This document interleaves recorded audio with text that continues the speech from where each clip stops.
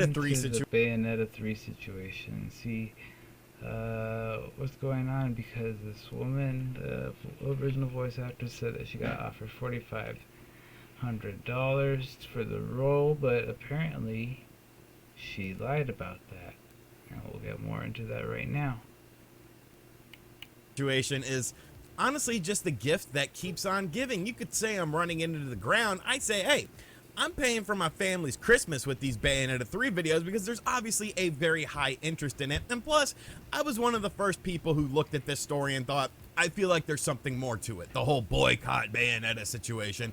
The whole time I thought, we're not getting the full story. We're not getting the full gist of this. And who's to say that this individual, Helena Taylor, who was originally Bayonetta in Bayonetta 1 and 2, is even telling the truth with this situation? You like to give people the benefit of the doubt. You like to assume that people are good-natured, but as you get older, you quickly learn that most people are just absolute pieces of trash, and you're probably best off to just avoid them. But we've been talking about this Bayonetta 3 situation, and I thought I was going to be done with it until something absolutely, substantial came from it. But now we have something substantial. Cool. We have a big update because some employees from Platinum Games spoke off the record and actually said what they are alleging happened with this situation. And surprise, surprise, it looks like Miss Helena Taylor may have been a little bit of a liar.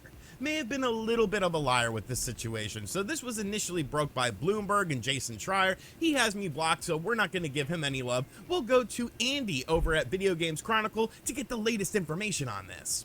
So the article starts out, which I would link to it, but YouTube has been blocking people's videos for linking stuff in the comment section or in the description box. So just go to Video Games Chronicle and search Bayonetta 3. It will pop up. They basically summarize what happened here, how Jennifer Hale ended up taking over things. Helena Taylor said to boycott the game, took a shot at Jennifer Hale, this, that, and the other. Real mature stuff. And I mean, I'm not a mature person, so that really takes a lot for me to say that.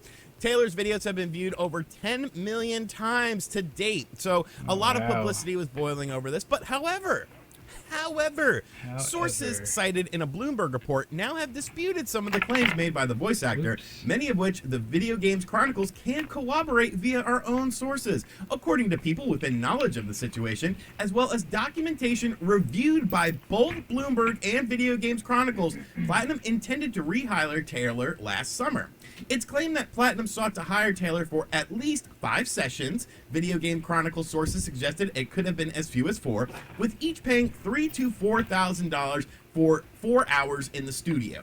This would have brought Taylor's total fee to $15 grand, Bloomberg reports, as VGC can corroborate with our own sources. One person with knowledge of the deal claimed to VGC that this represented a significant increase on Taylor's fee for the first game. According to Bloomberg, the voice actor responded by asking for a 6-figure sum as well as some residuals on the game, a claim that Taylor strongly denies. Video Game Chronicle sources echoed this residuals claim but did not mention a requested sum. In private messages exchanged with Video Games Chronicles, Taylor suggested that she was offered more than $4,000, categorically untrue. She also labeled claims by sources that she would have earned $15,000, an absolute lie and a complete joke.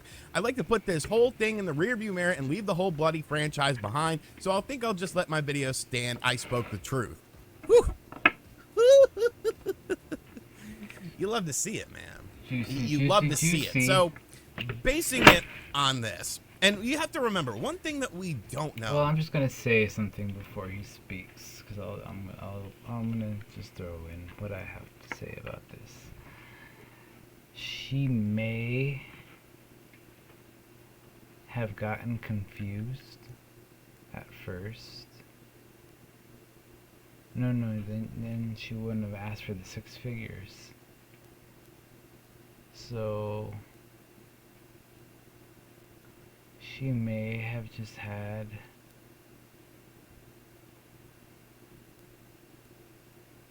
some issues with them, and I think that she wanted out, and this is a way that she can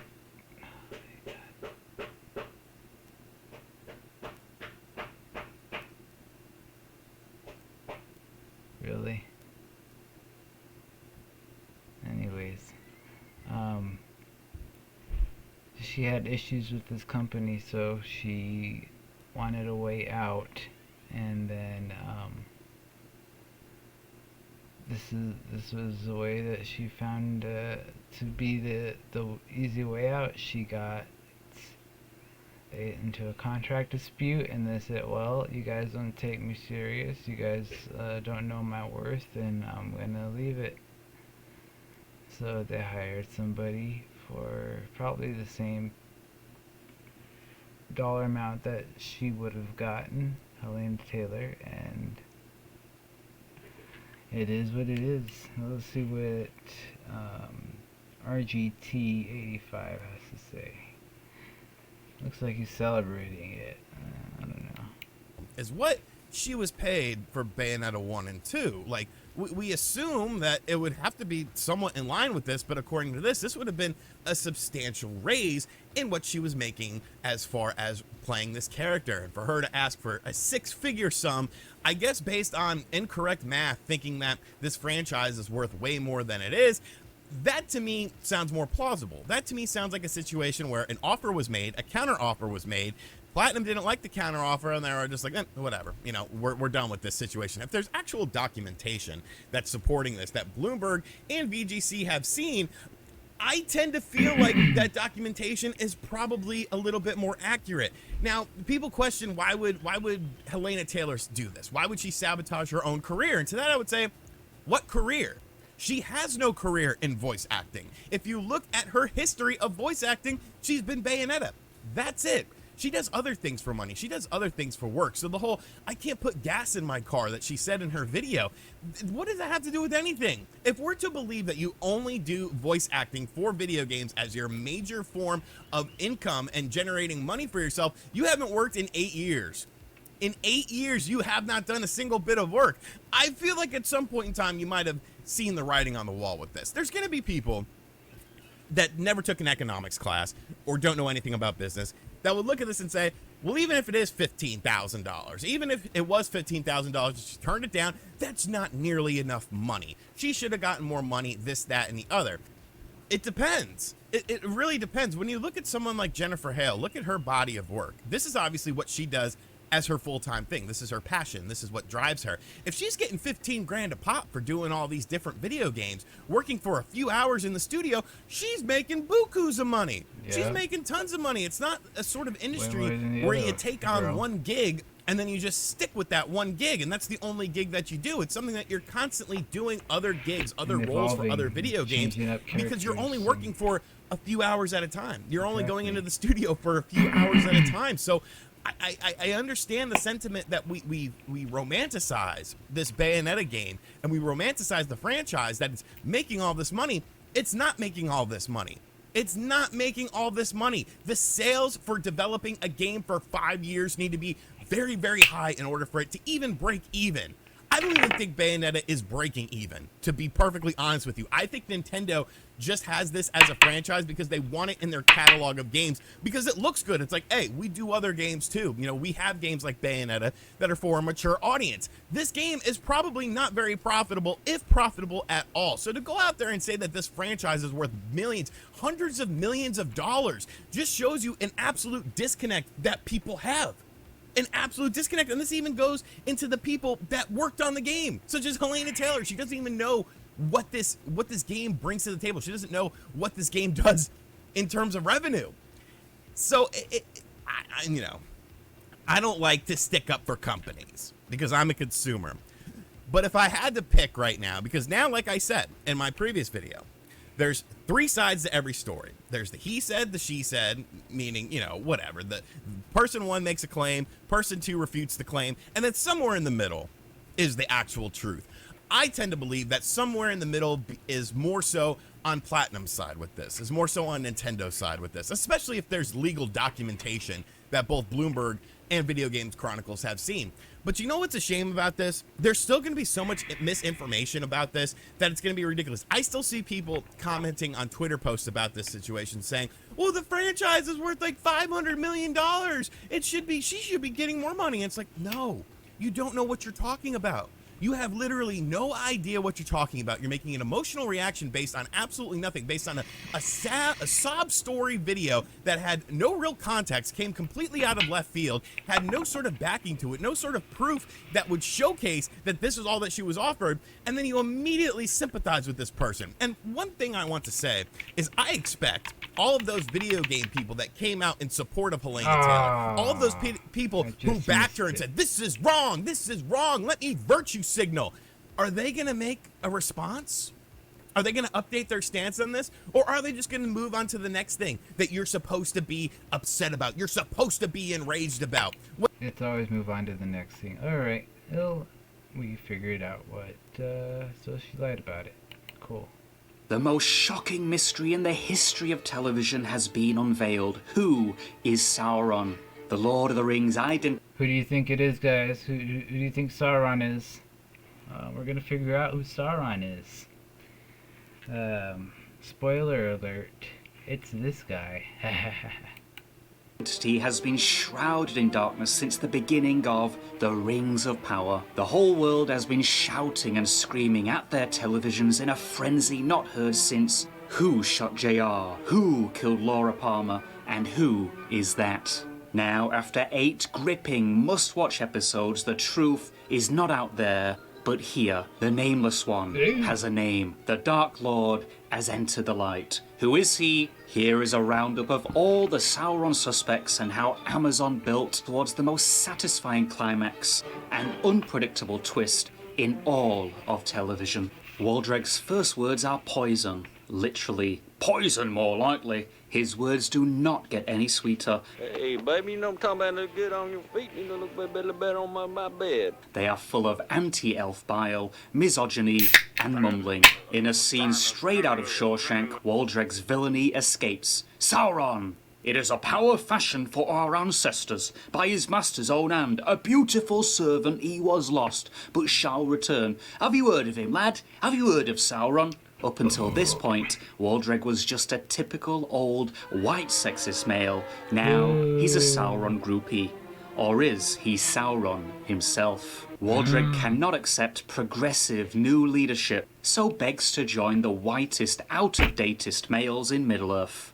The Orc King and his band of merry white orcs. Acceptance into the Orc Club requires sacrifice. Spill the blood of the boy who spilled his drink.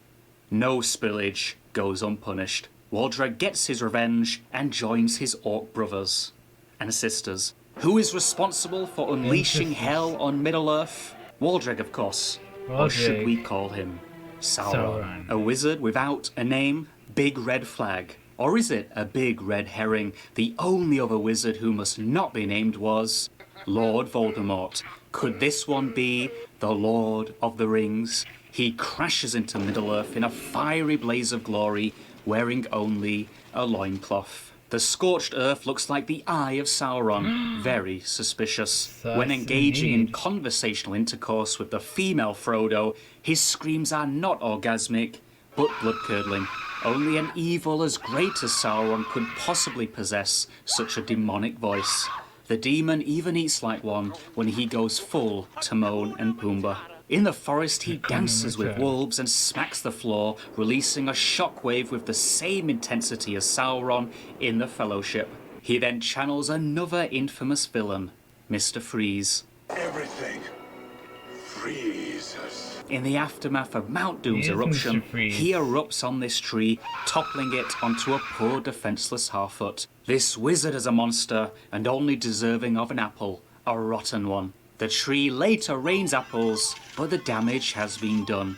No one is fooled. This nameless wizard could be the Nameless One, the Sauron. Halbrand is a white knight in shining armour. When Galadriel is stranded at sea, he is the first to greet her aboard and does not stand in the way of a strong, independent woman. When sharks attack, he fashions a rescue boat, leaves everyone else as shark bait, and pulls Galadriel to safety. During a fierce storm, instead of watching Galadriel die a slow, agonizing underwater death, he dives to free her.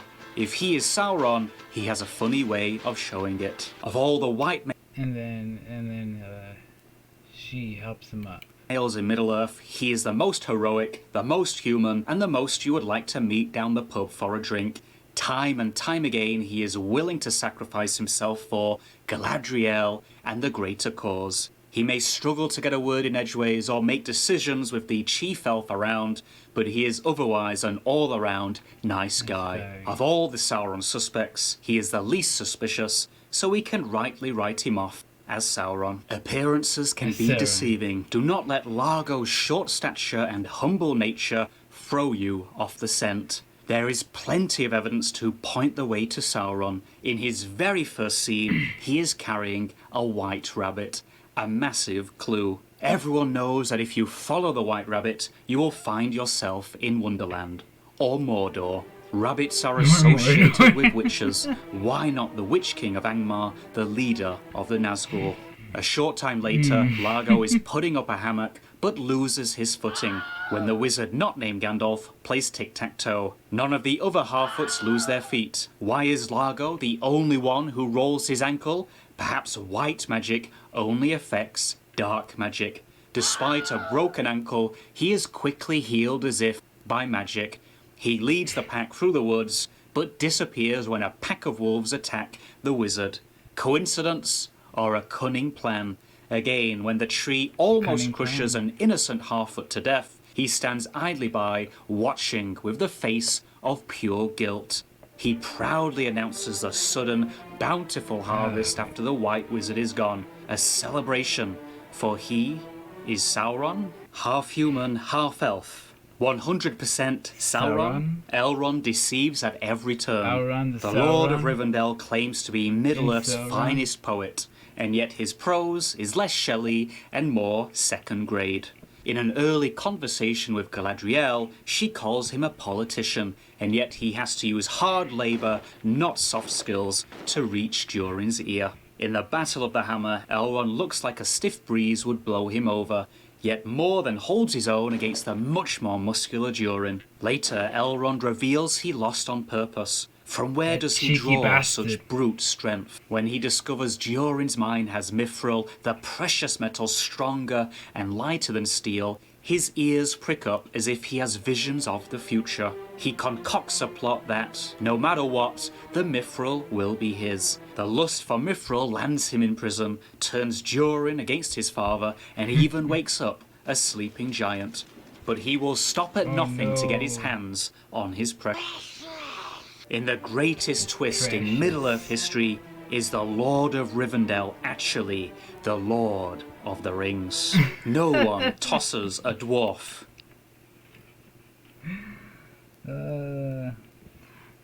Durin. Do you think Durin is Sauron, babe? Huh? You could be Sauron, right? Durin. The fourth? Not the dad, the little one. And no one would suspect one of being Sauron. But there are some telltale signs that Durin could be lying. In his very first scene, he is wearing a ring that looks suspiciously familiar, and his hammering technique screams Sauron. The form is identical. After beating Elrond, he introduces his wife Disa, who has him completely under the thumb. He may be the Dwarf King, but he'll never rule his home throne. Sauron never mentions a wife in any of Tolkien's works. Perhaps his wife was so dominant that he compensates by wanting to dominate Middle-earth. When Elrond betrays Durin's trust and says, "Forget our promise, I'm taking the mithril," Durin reacts like all cuckold husbands would. "Ah, whatever, it's yours." Actually, Esther's a little bit like Lisa, so I think I want to conquer Middle-earth. Let's do it, boys. Let's conquer Middle-earth together. I'm down.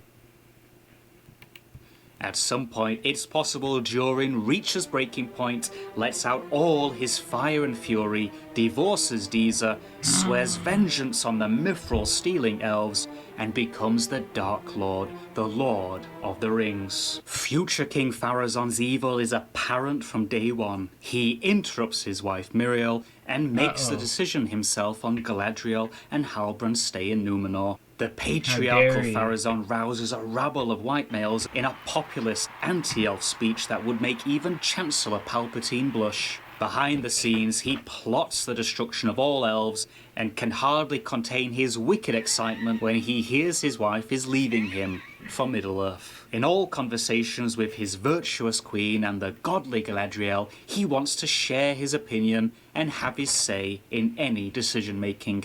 Unacceptable behaviour in Middle-earth, unacceptable behaviour in the modern world. Why doesn't he just stand aside and let the women do all the talking? Pharazôn may not only be the future king of Númenor, but the future Lord of the Rings. He checks every box in the 21st century villain handbook. Old, white and male.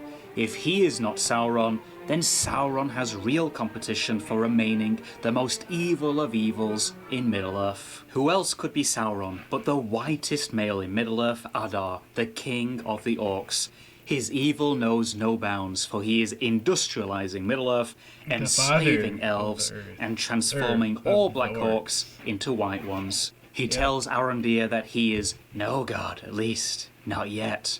When Waldreg calls him Sauron, he goes full dead man and chokeslams him into the ground, but does not confirm or deny his identity. Later he tasks Waldreg with turning on the Mount Doom tap, and we all know that only Darth Vader and Sauron love to reside near volcanoes. In his interrogation by Galadriel, he reveals he killed Sauron, but Galadriel does not believe it, and she knows better than anyone. The Dark Lord would never admit to his dark arts. As the orcs chant his name, Adar sits before Mordor as its creator, its founder. But is he its Sauron? In episode 8, the Middle-earth shattering truth is finally revealed and is more shocking, more twisted, more unveiling than any grand reveal in the history of film and television. After 2 months of speculation and gripping tension, the curtains are opened and we find out in the first 22 minutes, you are Lord Sauron. It was the homeless, nameless wizard all along. Case closed, mystery solved. Or is it? Galadriel's mind palace is in overdrive, already established as Middle-earth's great elf detective, superior in her investigative intellect than any mind from Baker Street. She starts to put it all together, piece by piece, casting her noble mind to the Harfoots, the dwarves, the elves, and the wizarding world. She deduces that Sauron lies closer, much closer than anyone could have guessed. The greatest hint is when a certain shipwrecked lost king takes a keen interest in the forging of the rings by Celebrimbor. Not only is he interested, he makes astute observations and even suggests a method, an alloy, for turning a little mithril into a lot. Galadriel urgently sends out Watson to find out if Halbrand really is the lost heir to the Southland's throne, or something much more sinister. Watson returns at light speed with the truth, and the greatest elf Middle-earth has ever known confronts Halbrand, alone, in a second location. The king had no heir. Tell me your name. I have been awake since before the breaking of the first silence. In that time, I have had many names. No.